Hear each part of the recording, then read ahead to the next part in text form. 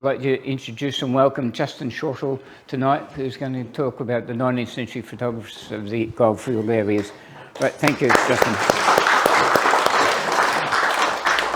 Thanks very much, Harvey, and thanks everybody. I'm delighted to be here in the Chewton Town Hall, which is part of the exciting Mount Alexander goldfields, and I need some light. Can we have some light? I need to be able to read my notes. Is that all right? That'll be okay, yeah, thank you. And I've got Peter Watts here tonight from my old days working at Schools Television. Peter, good to see you. Ken McKimmie, a local identity and former colleague at the high school. My grandson Thomas is here. We're going to hand around a few examples, so I need the lights to be on full when we're handing those around so you can see them. Has anybody here owned a daguerreotype? Ken does. Right. Has anyone ever held a daguerreotype? No, well, you're going to tonight. I've got one in my collection, which I'll pass around. But first up,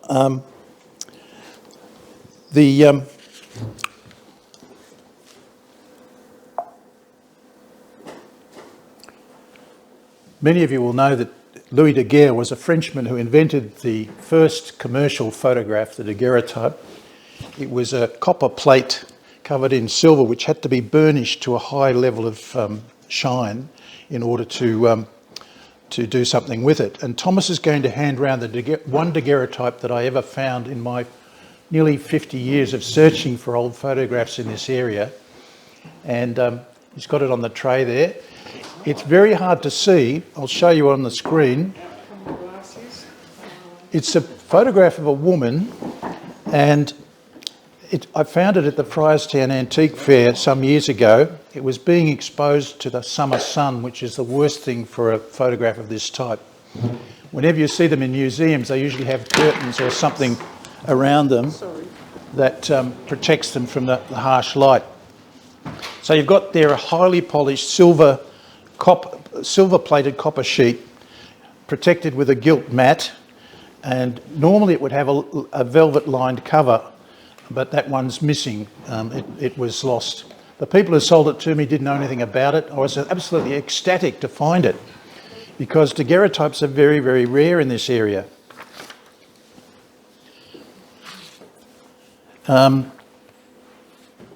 Daguerre discovered this technique after many years of experimentation. The first photograph ever made, can anyone tell me? Nicephore Niepce was a Frenchman who took a photograph out of the window of his estate in Burgundy. You've probably seen it. It took several hours for the exposure to be shown. Daguerre developed his, after years of experimentation, following on from Niepce, developed this photograph. He sold it to the French government and got a lifelong pension.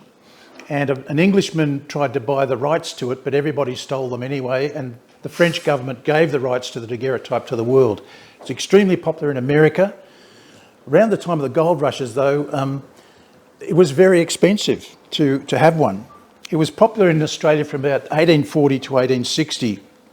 And some of the earliest daguerreotype photographers that I came across, and I can't cover all the photographers, and I've discovered a couple tonight from you, which is terrific. One in Turradale that I've got to chase up, a German. In October 1854, a couple of photographers called Brown and Guibara were advertising their daguerreotype photo studio, and they were travelling photographers basically. They said, "Portraits taken in clear or cloudy weather, in a style unsurpassed, from 30 shillings upward, including a Moroccan case." Now, December that year, they were about to depart the scene, so they didn't hang around for long. "Likenesses, likenesses. Don't lose the chance of making your friends at home happy by sending them a facsimile of yourselves as you appear in Australia. Positively, the last fortnight. Great reduction of prices, ladies and gentlemen.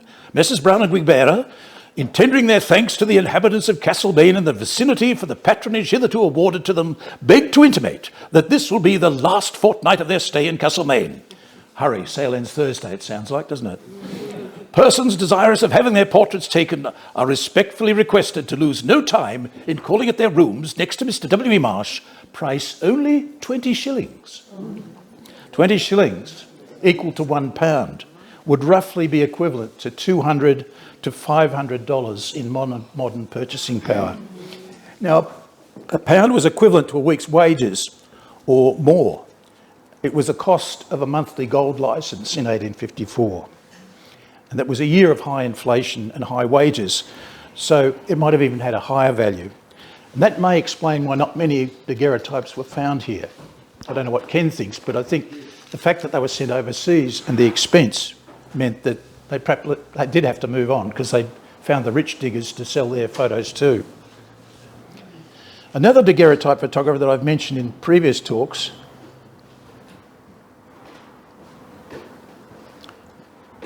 was Dr. Homagee Bomagee. That's his real name. And he had a bit of a tussle with Cuthbert Clarke. There's a sketch there, drawing from the front of Sheila Box's book on Cuthbert Clarke, the Goldfields artist.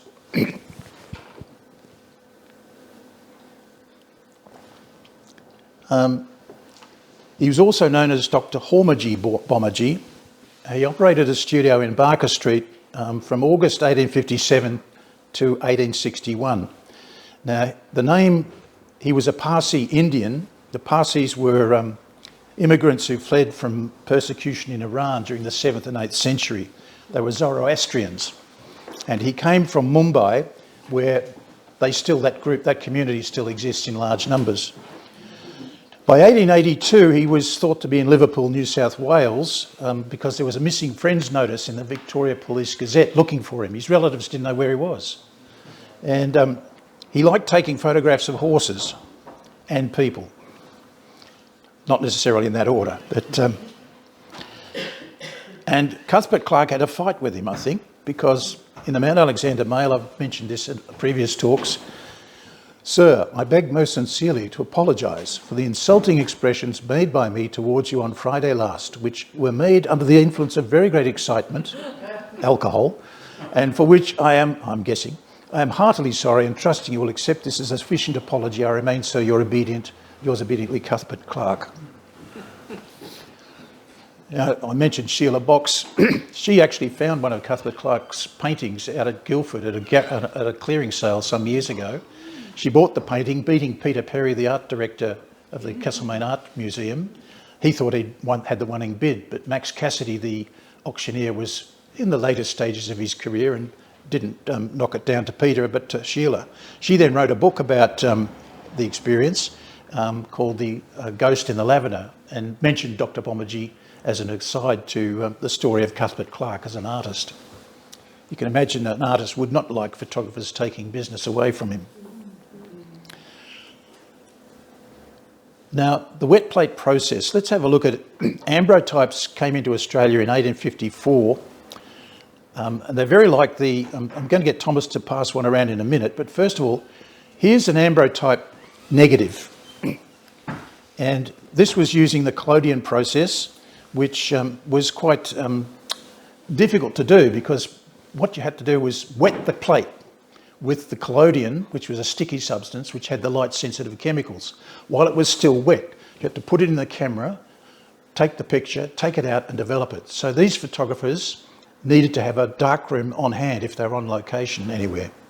In this negative, if you put it against, this is an ambrotype, put it against a black background, it becomes a positive. And you can see the little gap there where the photographer held it on the left-hand side in his thumb and forefinger, and the emulsion hasn't gone onto that particular spot. So Thomas is going to hand around now a couple of ambrotypes for you to have a look at. One is in a Moroccan case of a young lady. The other is in a what's called a I don't know what's the name for it, a plastic frame, an early form of plastic, thermoplastic was called, made out of soot and gum, and the Americans loved these because you could form them into incredibly elaborate shapes. There's a father and two children. Both of these were acquired locally. No, the framed one was acquired locally, and maybe local people. Look at the man's eyes when you see it.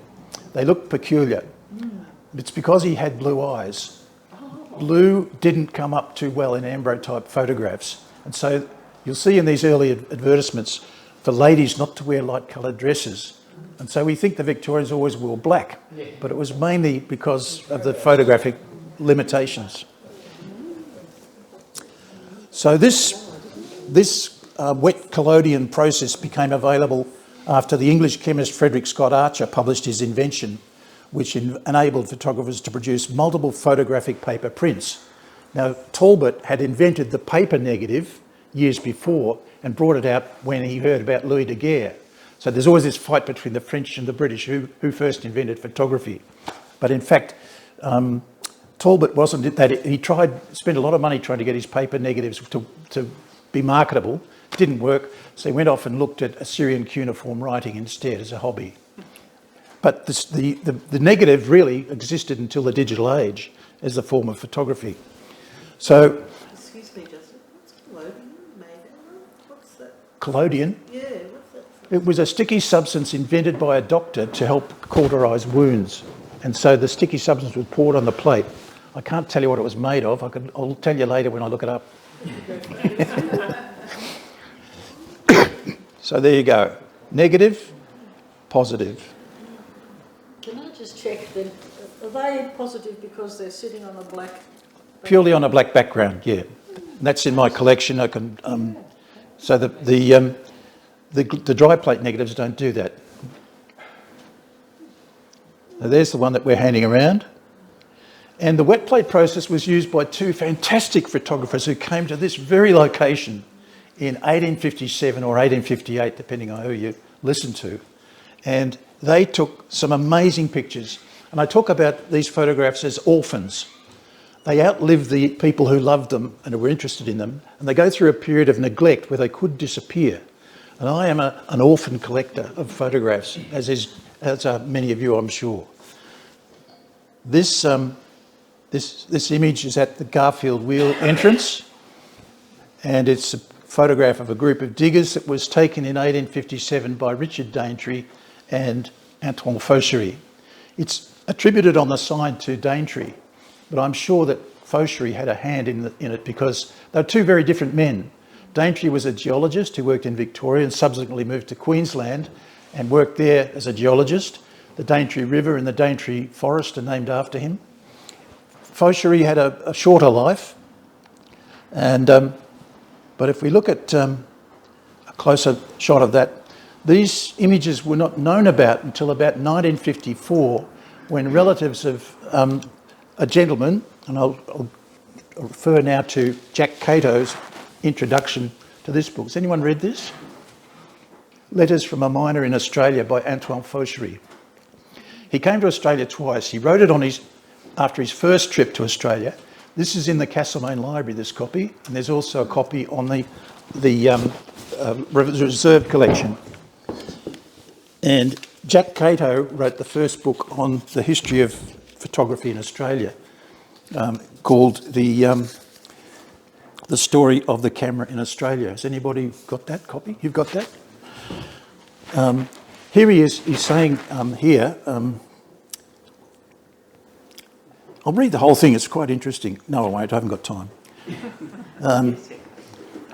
2 years later, a relative of John Pascoe Faulkner brought an album of prints to the Victorian Public Library offering it for sale. Now there's a different version of that. The Mechanical Eye in Australia book authors talk about it being sold by a bookseller for 10 guineas in 1954, which is about $250 Australian. I'd pay more than that for it now. This was a collection of the photographs that Daintree and Fauchery produced. And he talks here specifically, I want to mention, focusing on what he says about Fauchery. They called their photos stereo monoscopes. The word photograph hadn't been invented yet. Proved to be taken, if you look at this picture here, taken with what's called a Petval lens, designed by a Viennese scientist, which gave sharp focus to the subject and a diffused focus to the background, from which the subject appears to stand forward in relief. You can see that there. Fauchery must have posed this shot. And Jack says half a dozen of the prints, he's seen the originals, are faded. The rest are rich in quality as the day they were made. But what makes them quite outstanding is the spontaneity, the liveliness, the movement, suggesting they were made with snapshot exposures, when the actual exposure could not have been less than 5 seconds. There's more vitality, says Jack, in these pictures than those of any other cameraman of his day. And they took them right here.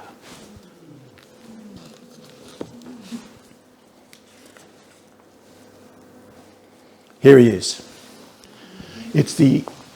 This photo of Fauchery is only in the Melbourne State Library collection of the prints. They produced about 10 volumes of printed photographs of the Governor of Victoria, various buildings in Melbourne, and shots of the diggings. Ken, would know very well the one looking at across the diggings here to the hotel in the background. Very famous image. Fauchery's standing there jauntily, cleverly resting his head on his arm so he won't move during the exposure, in a fence. And his best friend in the original copy of the book talks about his liveliness and his energy, his love of adventure, which eventually led to his early death when he finished here in 1859. He went to the Philippines, and he was engaged. He sent a set of the photographs to France, which have disappeared. No one knows where they went. He was engaged. They think he might have been a spy for the French during the Second Opium War. Went to China, sent letters back from China. Journalism was in its infancy, so they were letters, but he was actually corresponding about the Second Opium War, which the British and the French, to their shame, conducted in China. He then went to Japan in the 1860s, became ill with dysentery and died in Yokohama in his 30s. It's the price of being an adventurer.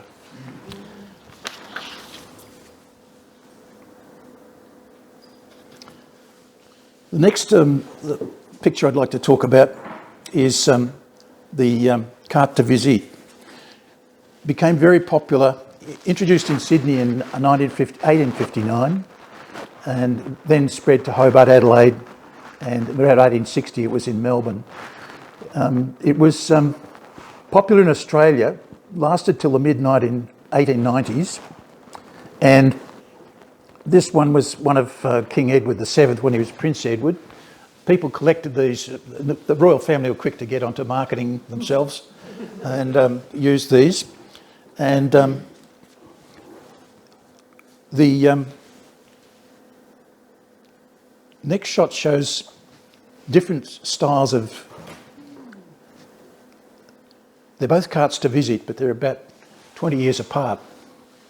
And the early ones, this one on the left is from Hobart, and Lenore Frost, in her book Dating Family Photos, tells us that after the middle of the 1860s, the bulk of the crinoline skirt began to move to the back, gradually flattening in the front. And even if we didn't know that, the thin paper backing would tell us that this is an 1860s photo, or carte de visite, visiting card in English. Verey's photo from the 1880s, notice it says Verey Brothers, Daylesford and Castlemaine. They weren't actually functioning as Adolph Verey and Company yet. He had a brother, their father was a timber merchant in Daylesford, and he was an undertaker.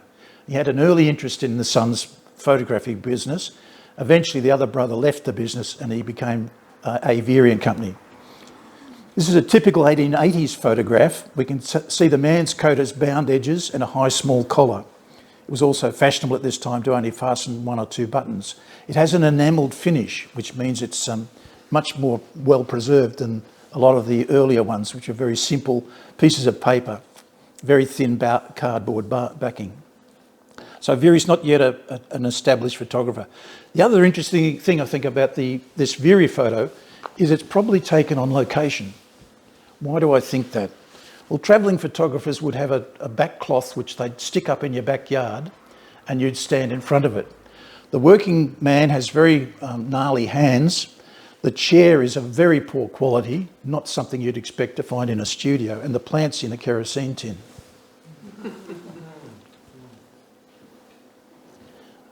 very popular to collect carts to visits. They had albums especially designed for these. Now I want to talk about a very interesting character that I can't tell you much about today. I spoke a bit more about him at the Alchemy of Gold talk. Oh, hang on, we're going crazy. Henry Glenny. Henry Glenny was born in 1835 in County Down, Ireland, the son of staunch Protestants. And he was a fiery character. And eventually he had studios in Castlemaine, Kyneton, and eventually moved to Ballarat, where he had many civic roles. He started a mining company, he was a justice of the peace, and he loved to litigate. And carts are very interesting to show the movement of people. Here's Henry Glenny's earlier cart on the left there, a very simple one. Market Square, Castlemaine, Dublin and Melbourne portrait rooms. Irishman, so he's got the Dublin there. The later one is from the Lavinie family collection, which I photocopied many years ago when people get into that place without too much trouble. And it's Alfred Lavinie, aged 3 years, 1870. Alfred died in infancy. But the Dublin and Melbourne portrait rooms, Market Square. Now, eventually, Glenny sold up, and he sold his goodwill in his business to Charles Werrett. Now, there's two backs of... Collectors love the backs of the cards almost as much as we love the fronts, because at this stage we can, with daguerreotypes and ambrotypes, there's usually no name of the photographer on them. Occasionally there were. I've got a couple of ambrotypes from Scotland that have the name of the photographer on them. Here's Werrett in Castlemaine with his post office portrait rooms, and then he's in with a later card in Hobart. I wonder why that happened. I think I know. Henry Glenny sold his goodwill to Werrett, and the Mount Alexander Mail described it as being on advantageous terms. But, as I said, Glenny was a litigious sort of chap and a justice of the peace, and there are various accounts of him taking people to court in Ballarat. The Ballarat Star reported on the 6th of July 1871, with reference to the action for slander brought by Mr. Henry Glenny of Ballarat East against Mr. Werrett, photographer of Castlemaine, we understand that writ will be heard today. Damages are laid at £1,000 and the case will be heard at the courthouse, Lydiard Street. Now, I don't know the outcome of that court case yet. I'd like to find out. I hope to research it further. But it may explain somewhat reason, it may give some reason as to what £1,000 was about $200,000 today. If he was successful, I think it could have just about wrecked Werrett. Anyway, that same year Werrett moves to Hobart. He still owns the property in Castlemaine, and Fred Coldry, whoops, he's jumping a bit. Frederick Coldry, who worked for Werrett, takes up the post office portrait rooms. Fred's a sad case. He had a photographic business in Ballarat. He experienced a number of misfortunes, including the death of his 5-year-old and 6-year-old sons in 1859. A breakup with his partner in the business, Alfred Fenton, left. He invented a type of photograph on leather called a panotype, which was also invented at the same time by a Scotsman, and at the same time the carte de visite came out, so his invention really never kicked off. He had a robbery. He had bad debtors who sent him bankrupt. He became insolvent. He became a travelling photographer, eventually found his way to Castlemaine working for Werrett, and established his own studio at the post office portrait rooms after Werrett's departure. And his carts to visit were a major source of income, but his misfortunes didn't end there. He did actually, the pioneers have got an 81 cart size portraits of the pioneers and old residents. 81 carte de visite images stuck together in a single image, and that's in the Pioneers and Old Residents Association building. Can I just ask, the post office portrait rooms, were they in the post office or just Opposite, nearby? Or opposite. Right opposite. The pharmacy. Right. Where Verey eventually, when Werrett died, Verey bought the freehold and added the second story to the studio. What year I can't remember, but it was in 1906. It was still a single-storey building. I've got a picture of that. Okay, we go to tintypes and gems. This relates to Coldry because Coldry had a bit of a tiff with a tintype photographer. Thomas is going to bring some tintypes out now to share with you. They're photographs on tin. They're collodion photographs. The gems were little postage stamp size photographs on tin. And street photographers could produce large numbers of these, or even in studios. Even in Collins Street they had gem studios. And you could buy these cheaply. They'd print them out on a single sheet of steel or tin and then cut them with shears and stick them into a little frame. I'll just show you this one. So it would fit into a carte de visite type album. And this was revolutionary for photographers like Coldry because they could undercut him.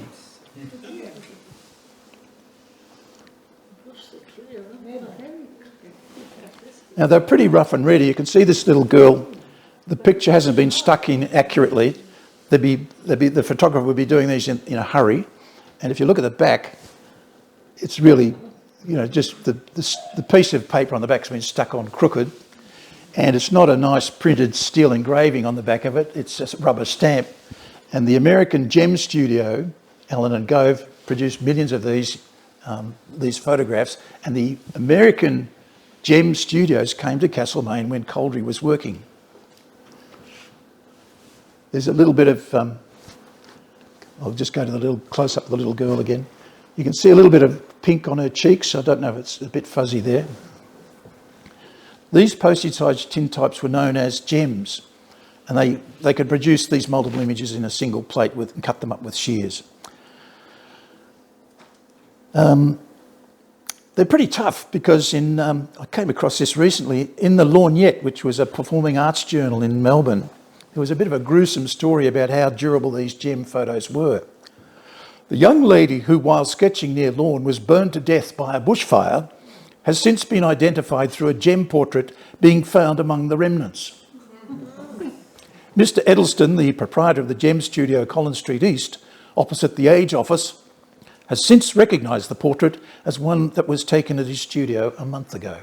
So she burned to death, but the Gem Studio portrait didn't. On the 21st of October 1881, the Mount Alexander Mail reported that Mr. Coldry, Fred Coldry, the poor man who suffered so much, had complained to the Borough Council that a photographer's tent had been erected in Mount Market Square. It was the American Gem Company. Coldry complained that this was an injustice to him as he was paying heavy rents and taxes which disabled him from competing.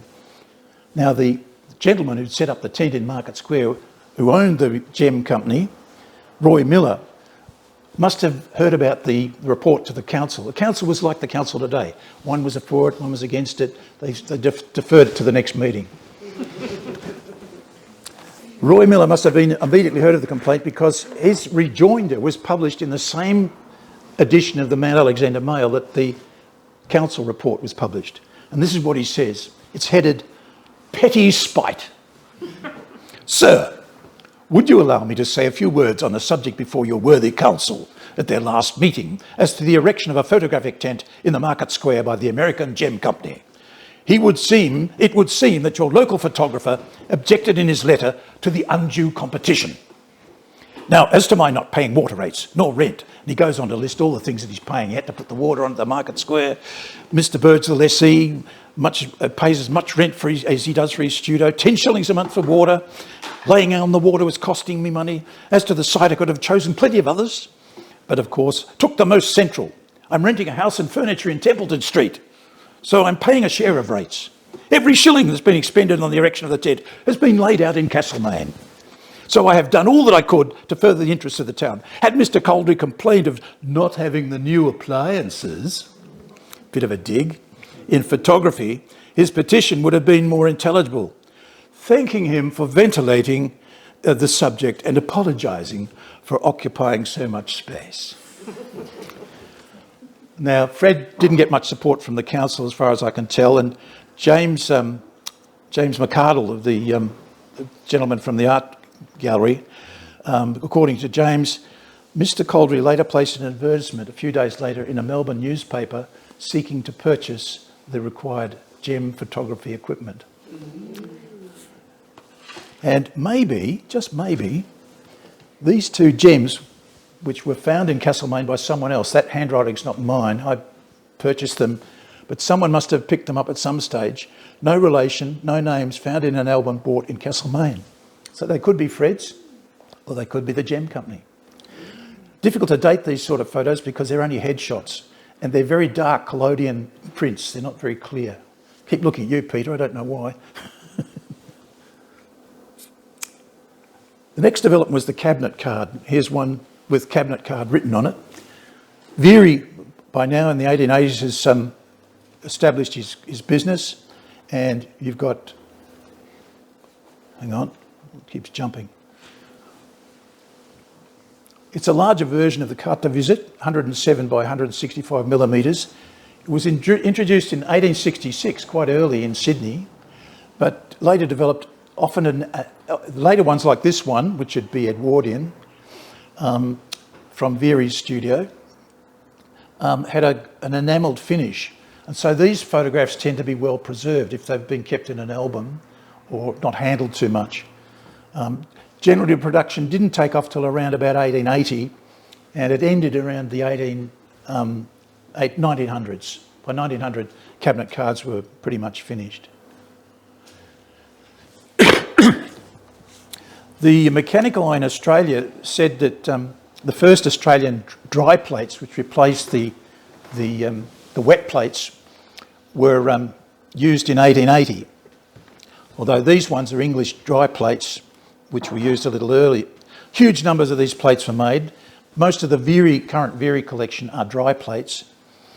The great thing is you can see there's a uniform emulsion on it with a clear edge around the negative. And the dry plate was fantastic because it maintained its light sensitivity when dry. So photographers no longer needed to prepare their own plates. And they could take these plates out, take the photograph, come back to the studio, much like with a roll of film, and develop it later. And so, and talking to an audience like this, more and more photographic societies came into existence with dry plates. It became much easier for amateur people to engage in this sort of work. And as I said, these sort of dry plates are the bulk of what Ashley Tracy has in the collection out at Guildford.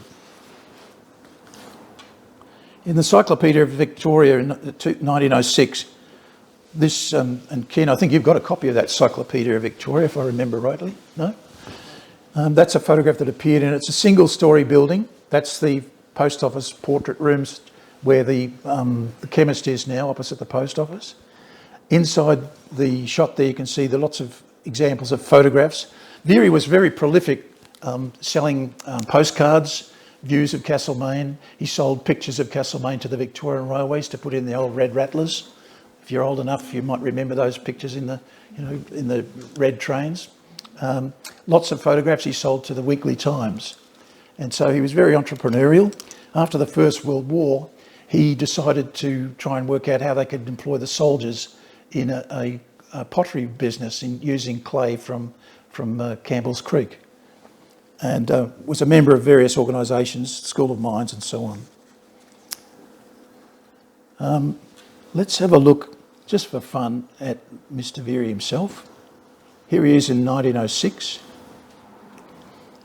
and this lovely photograph is on the back page of this year's Man Alexander Mail calendar. Don't know if you got to that yet. It says the Verey family in the 1800s. Now, can anyone tell me what they think the age of the baby is?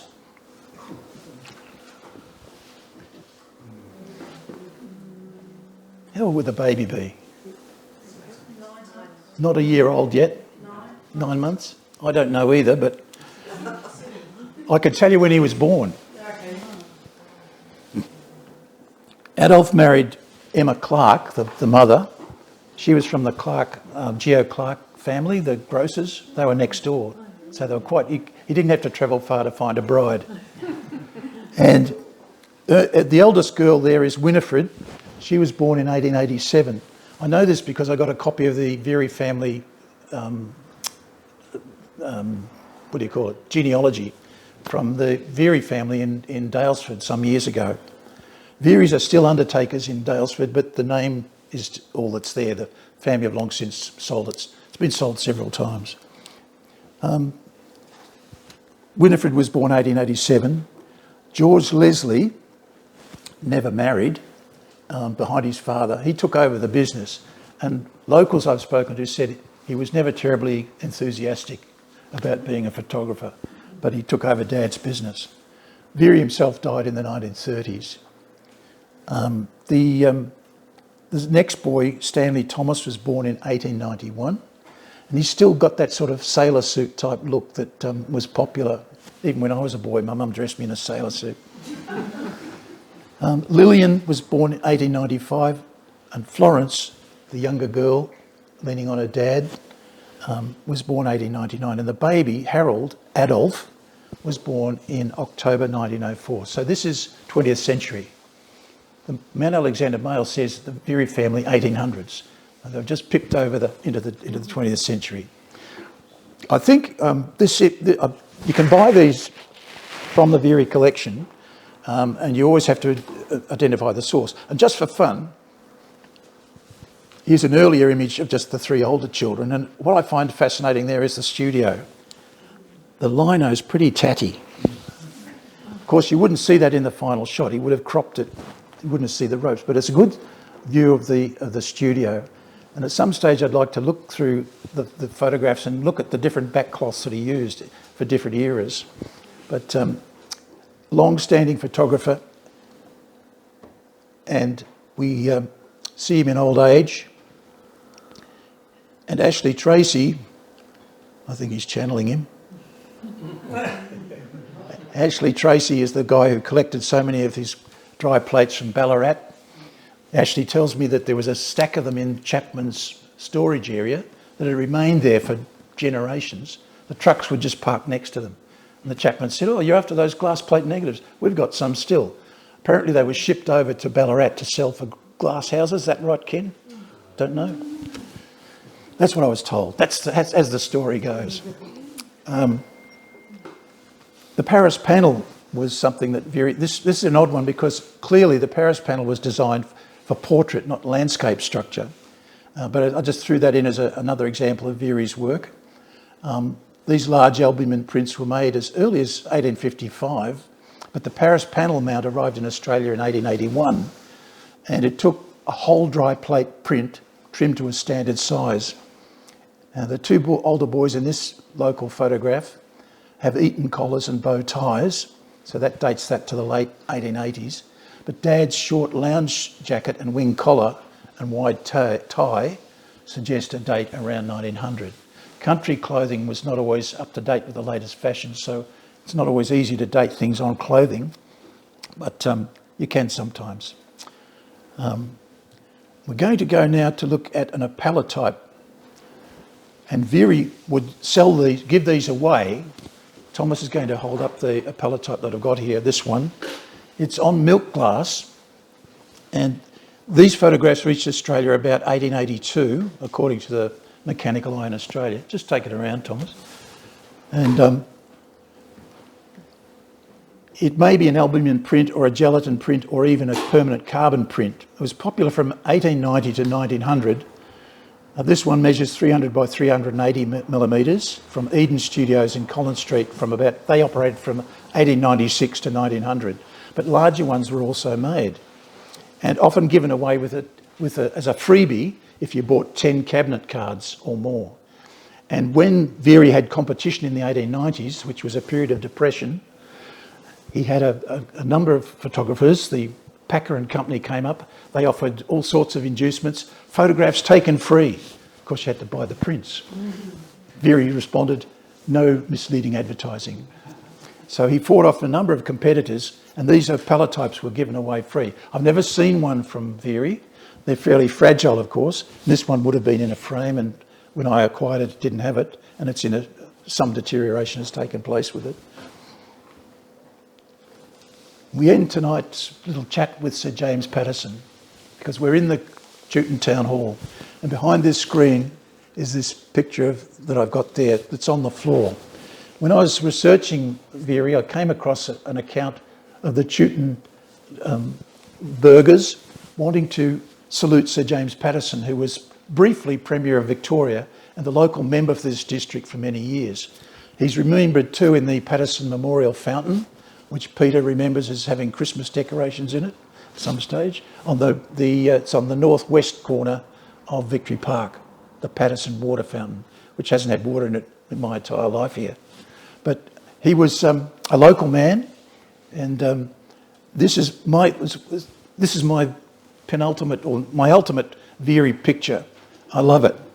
You can see the beautiful, because it's enlarged so much, the retouching has been very, very delicately done around the eyes, the hair brushing, and it was stored in the back room here when I first came up to look at it.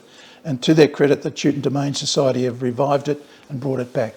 So orphans go through a period of being lost and forgotten, and we can bring them back by discovering them and giving them, once we've had fun with them, giving them to an organisation like the Pioneers or the Historical Society to store for posterity. Oops. So taking an image, freezing a moment, reveals how rich reality truly is. Thank you.